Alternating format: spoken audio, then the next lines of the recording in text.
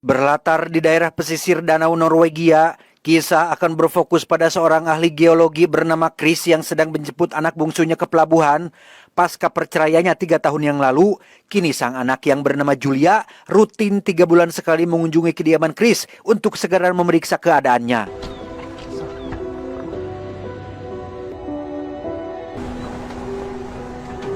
Setibanya di rumah sang ayah yang sangat berantakan, mereka pun makan bersama sambil bertukar cerita satu sama lain. Chris sangat senang karena dari semua keluarganya, hanya Julia lah yang paling peduli dan selalu meluangkan waktu untuk mengunjunginya. Bahkan ia mengundang Chris untuk datang ke acara semenan sekolahnya. Har du? Ja, av og til. Nei. 2 hari menginap, sudah saatnya Chris mengantar Julia pulang ke rumah ibunya yang berada di pusat kota Oslo. Masih di hari yang sama sekitar 29 km dari pusat kota, kita akan dibawa pada jalan terowongan saat seorang ahli geologi yang bernama, kita panggil saja Samsul, masuk ke dalam jalur evakuasi untuk melakukan penelitian tepat saat terjadi gempa yang menutupi pintu keluarnya.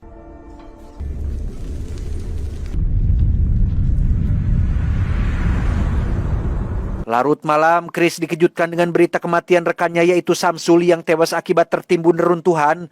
Penasaran dengan apa yang sedang dikerjakannya di dalam terowongan, ia pun pergi ke kantor BMKG untuk meminta data gempa terbaru di wilayah Oslo, di mana si atasan yang bernama Johan menjelaskan bahwa penyebab kematian Samsul bukan disebabkan oleh gempa, melainkan getaran seperti gempa yang dibuat oleh manusia.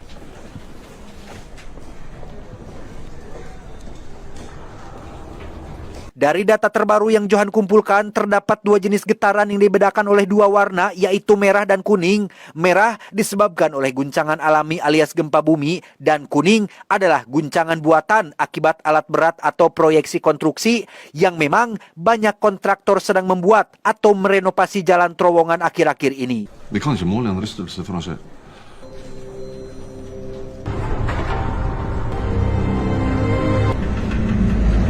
Tak puas dengan data yang Johan berikan, Chris pun pergi ke rumah Samsul dan bertemu dengan putrinya yang bernama Marit. Penasaran dengan proyek yang sedang dikerjakannya akhir-akhir ini, Chris pun meminta izin untuk melihat berkas dan catatannya, siapa tahu bisa membantu menyelesaikannya.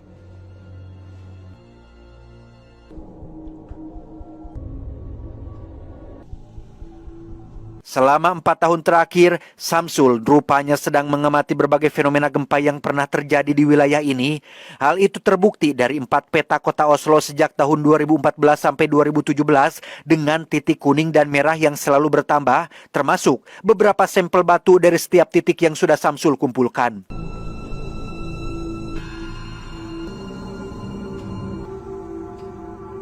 Demi memastikan titik kuning benar-benar disebabkan oleh proyek pembangunan, Chris pun menelepon Johan dan menanyakan bagaimana mereka yakin jika itu adalah titik kuning dan bukan titik merah.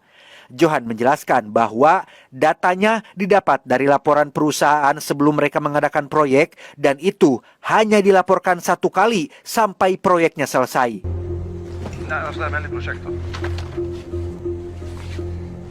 Memang benar jika lokasi kematian Samsul termasuk ke dalam data titik kuning, namun pertanyaannya sekarang adalah apakah tepat di hari kejadian pihak perusahaan sedang melakukan penggalian atau tidak?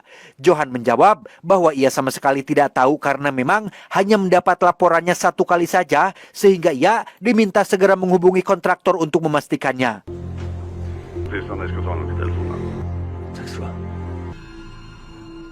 Sebelum pulang, Chris menyempatkan untuk mampir ke rumah Julia yang di situ sudah ada Sondre alias anak Chris yang paling besar dan Idun, mantan istrinya yang sampai saat ini masih menjanda, yang ketika Chris akan pamit pulang, listrik tiba-tiba mati disusul dengan gerombolan tikus yang keluar dari lubang bawah basement. Curiga jika ini ada hubungannya dengan pergeseran bumi, ia pun buru-buru pamit pergi dari sana.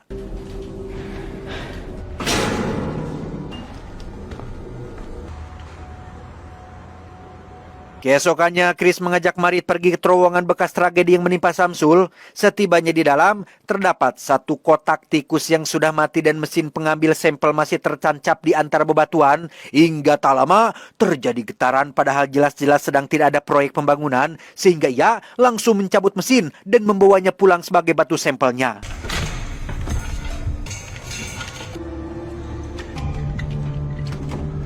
Dalam perjalanan pulang, ia ditelepon Idun yang memintanya datang karena hari ini adalah acara semenan Julia. Chris menjelaskan jika ia mungkin akan terlambat karena saat ini masih mengurusi pekerjaan yang belum juga sampai ke rumah. Batu sampelnya tiba-tiba patah yang menandakan bahwa wilayah kota Oslo memiliki batuan bumi yang sangat rapuh dan tiba-tiba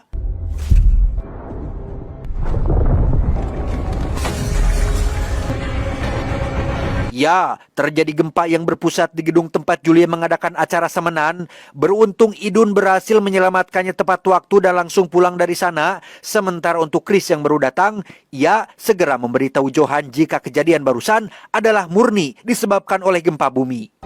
Nu må jeg bare få gjort jobben.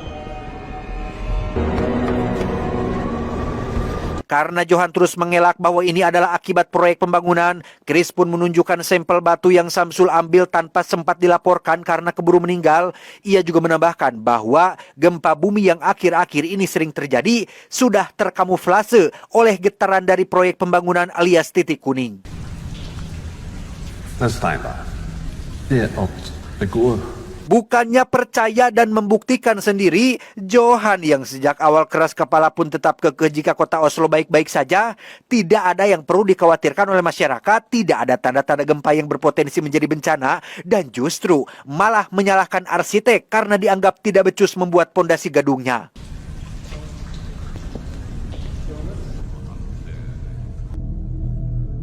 Khawatir dengan kondisi keluarganya, Chris pun pamit pulang duluan dan meninggalkan Marit di TKP seorang diri. Setibanya di kediaman Idun, ia meminta maaf karena selama berumah tangga belum bisa menjadi kepala keluarga yang baik dan malah menelantarkan mereka semua. Padahal di balik semua itu, Chris selalu berusaha melindungi keluarganya, bahkan semua warga di kota Oslo.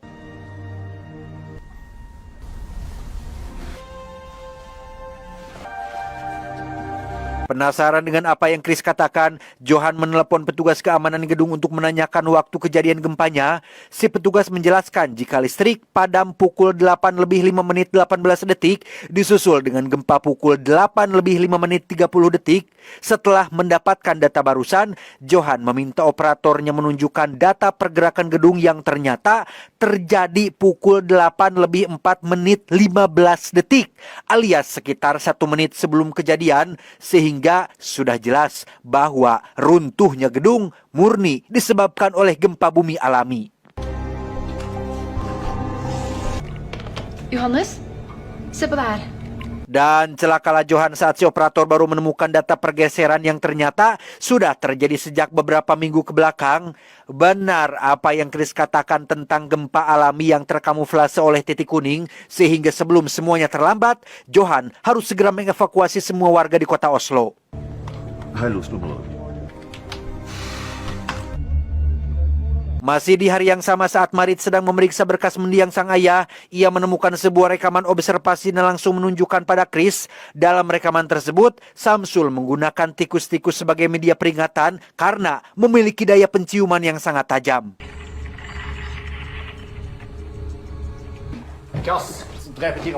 Dari semua sampel tikus yang disimpan dalam 4 terowongan berbeda, tak ada satupun yang hidup akibat keracunan gas beracun yang bocor melalui retakan batuan perut bumi. Dan jika tikus-tikus sudah bisa mendeteksi gas tersebut, bisa dipastikan bahwa gempa atau bencana gempa bumi hebat tidak lama lagi akan menelan seluruh wilayah kota Oslo.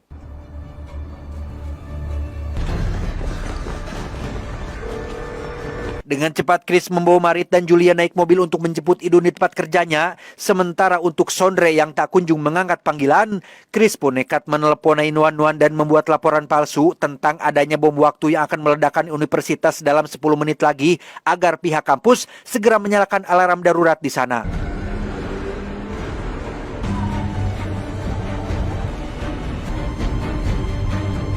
Setibanya di depan hotel tempat Idun bekerja, Julia diminta untuk tunggu saja di mobil bersama Marit dan jangan coba-coba bertindak bodoh. Sementara untuk Chris, ia langsung menemui resepsionis untuk menanyakan keberadaan istrinya saat ini dan tebak di lantai berapa Idun berada.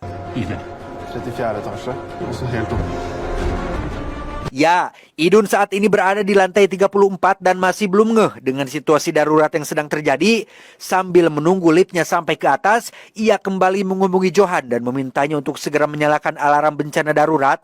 Namun bukannya segera dilakukan, Johan yang jelas-jelas sudah tahu pergeserannya pun justru malah ulang-ulang tidak jelas dan seolah tak percaya dengan data yang dilihatnya.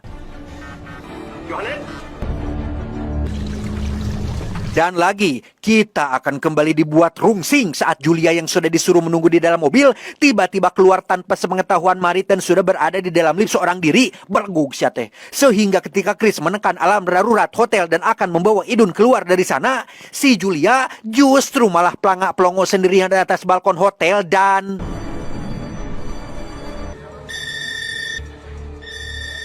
11-12 dengan Julia dan si Johan, bapak dosen yang jelas-jelas lebih tahu tentang situasi darurat seperti ini pun sama pikaru detenya saat beliau tidak menggubris alarm darurat kampus sejak tadi berbunyi dan justru malah memaksa mahasiswanya duduk kembali untuk menyelesaikan sedikit lagi materi yang disampaikannya sehingga...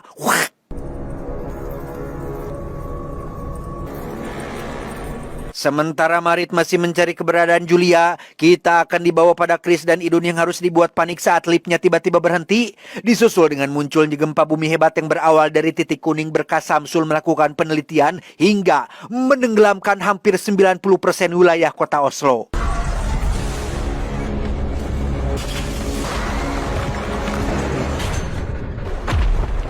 Entah berapa banyak korban yang tewas akibat kejadian barusan, kita akan dibawa pada Sondre dan beberapa siswi lain yang berhasil selamat akibat jarak kampusnya yang terbilang cukup jauh dari pusat gempa. Namun, nasib apes justru harus dialami oleh bapak dosen yang tidak sempat berlindung hingga membuatnya tewas tertimpa reruntuhan.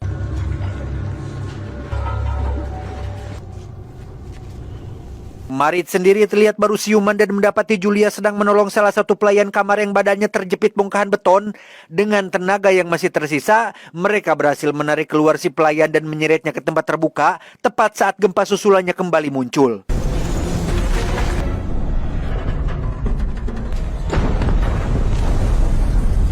Dan ya, akibat gedung yang bersebelahan, kini posisi lantai yang ditempati mengalami sudut kemiringan mencapai hampir 45 derajat. Beruntung Marit dan Julia sudah mengaitkan tangannya pada pipa besi, namun tidak bagi si pelayan yang harus ikut jatuh terseret akibat satu tangan Marit yang sudah tidak kuat menahannya.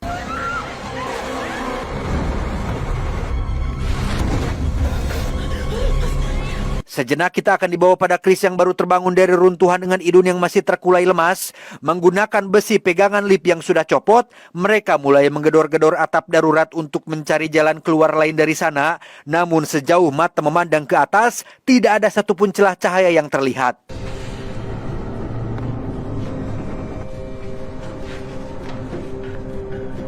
Beruntung Chris melihat pintu lift terbuka tepat di bawah mereka. Setelah beberapa meter menuruni tangga darurat, hal tak terduga terjadi saat bongkahan beton besar tiba-tiba jatuh dan menyerempet kaki Idun. Dengan fakta bahwa ia tidak sanggup lagi melanjutkan perjalanan, Chris pun memotivasinya bahwa Julia dan Sondre sudah menunggu kedatangan mereka dan Chris akan memboyong Idun sampai bisa keluar dari sana.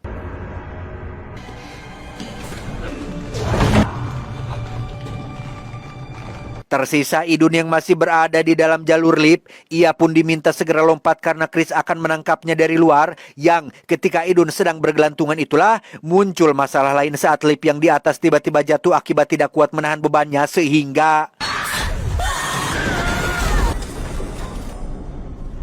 Tak ingin berlarut-larut dalam kesedihan, Chris kembali bangkit dan naik ke lantai atas untuk mencari keberadaan Marit dan Julia. Mendengar suara teriakan sang anak yang tak jauh dari lokasinya saat ini, ia pun perlahan berjalan mendekati sumber suaranya dan berhasil menemukan mereka dalam keadaan baik-baik saja.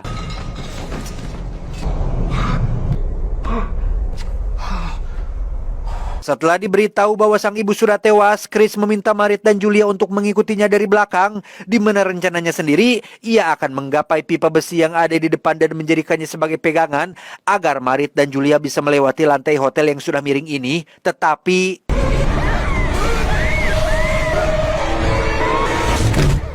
Ya, Chris dan Julia pun terseret akibat gempa susulan yang kembali datang. Berbeda dengan Chris yang berhasil selamat setelah mendarat pada dinding tembok, Julia justru harus dibuat ketar-ketir saat ia mendarat tepat di kaca dinding yang sebentar lagi akan pecah.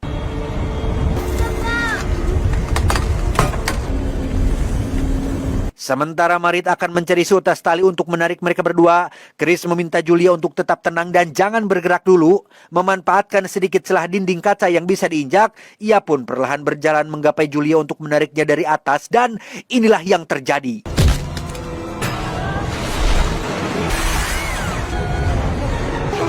Beruntung Chris loncat tepat waktu dan berhasil menangkap Julia yang nyaris saja terjatuh. Tersisa Marit, satu-satunya harapan mereka untuk selamat. Ia pun diminta turun dan membantunya menarik Julia dari bawah sana. Menggunakan tali bekas lampu yang kuat menahan beban ketiganya, mereka pun berhasil naik dan tinggal menunggu bantuan datang.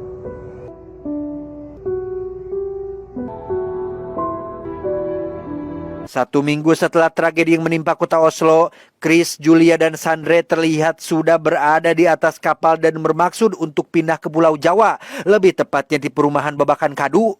Karena selain adik iparnya yang meminta mereka datang, perumahan ini juga termasuk dalam wilayah yang aman dari gempa. Tamat, ending yang cukup menegangkan. Pesan yang bisa kita ambil dari film ini adalah mereka yang berani berkorban adalah mereka yang percaya bahwa kebaikan selalu punya cara untuk kembali meski tidak harus kembali hari ini. Pengorbanan yang dilakukan dengan ketulusan tidak akan pernah hilang. Ia justru akan berubah menjadi kekuatan, menjadi pelajaran, dan menjadi cahaya yang diam-diam menuntun langkah kita ke masa depan yang lebih baik. Ingat, pengorbanan bukan tentang seberapa banyak yang kita lepaskan, tetapi seberapa tulus hati kita melakukannya. Saya John mewakili jajaran direksi yang bertugas mengucapkan terima kasih dan sampai jumpa di video selanjutnya. Adios, garam dapur Abu Jahal.